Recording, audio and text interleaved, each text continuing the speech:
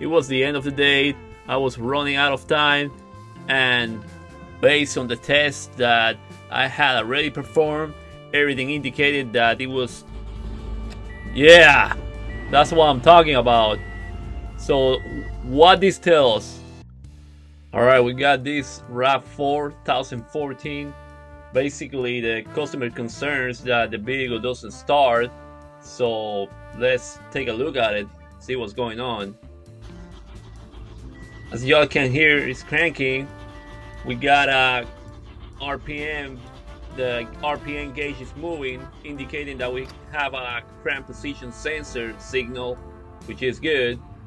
So let's move on to our next check.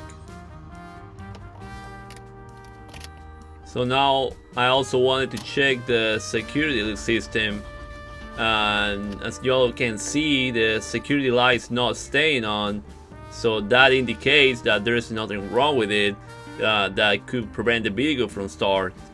And we know we have a crank signal, so we are either missing fuel or ignition, most likely. Let's see. So now I'm over here. First thing I want to do is check the ignition, because it's really easy to access. So I'm gonna check the ignition with my scope. Got it set up already. Gonna check the ignition to make sure it's good. We got battery voltage. And so now we're performing a quick test on the control side of the ignition coils. We see that 3 of their wires share the same color except for one. When we're looking at ignition control, we want to pick the one that is different on all of them, because that's gonna be the control coming from the ECM. But let's see now if we got anything here or not. Let's see. So now what I did, I put my phone, I left my phone in front of the scope, and I went inside the vehicle while recording. As you can see, we got ignition control.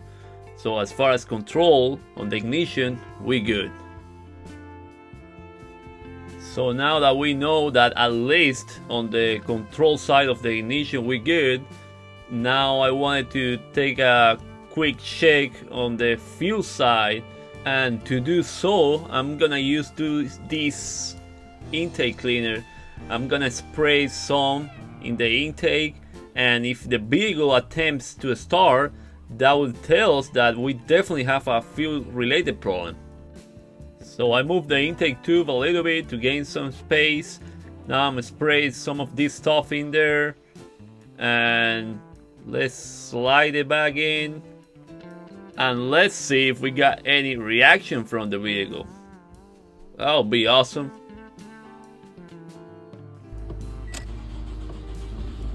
Yeah, that's what I'm talking about. So what this tells us? It tells that we have definitely a fuel related issue. So let's find out. Now I got my scope lead connected to this yellow wire that goes to on the injector connector, and because I want to see if we have battery power getting there. I already checked fuses, even though I didn't show it on the video. So then let's take a look, and you all can see we have 12 volts coming there. Well, you can't really see the 12 volts because there's too much glare, but the point is that we know that we have at least battery feed to the injectors. So now what I have done, I had disconnected the line, the fuel line, and I left the phone recording while I went inside the vehicle. I wanted to see if I had any fuel coming out, because that would tell me that the low, at least some control on the low side. That would tell me that at least the pump is turning on. And as y'all can see, we got some coming out, but definitely not enough. So that told me right away that I was definitely having a pressure or some type of issue on the low side. So now I have my fuel pressure gauge connected. I wanna definitely see what readings we have, what fuel pressure we have coming from the low side of the fuel system. Let me grab the gauge and set it up for you guys so you can see what are the readings while I go and crank the vehicle.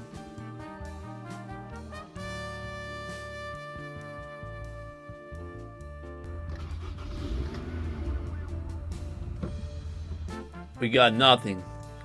Absolutely no pressure at all.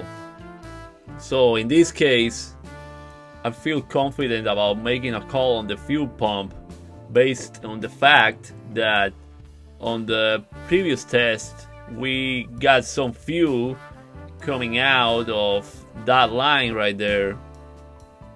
So that tells that the pump attempted to work and that the computer is controlling it, but it's just not building up pressure.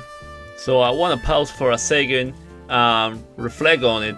At this point I was ready to make a call on the fuel pump, but I could have performed a few additional tests, like using an amp clamp with a loop and test at the fuel pump fuse, or maybe gain access to the pump and test right at it, or at least perform a more thoroughly visual inspection.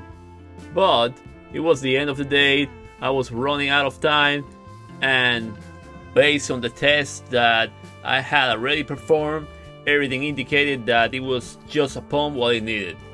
So I was pretty close to make not the best call on this one. Right about making the call on the fuel pump, I was talking to a co-worker who's very experienced and smart, and he suggests me to also go and inspect underneath the vehicle around the fuel tank area.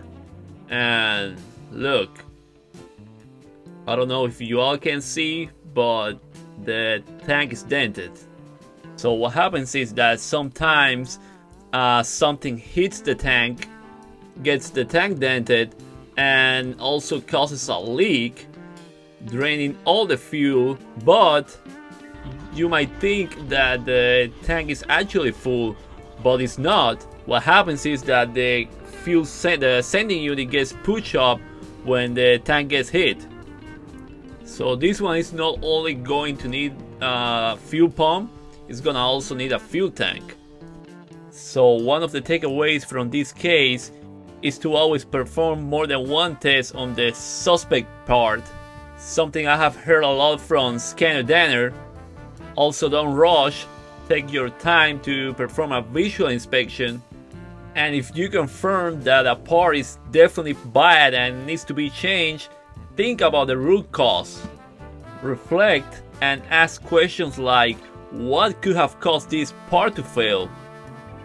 So again, this one is gonna need a fuel pump, but it's also going to need a fuel tank.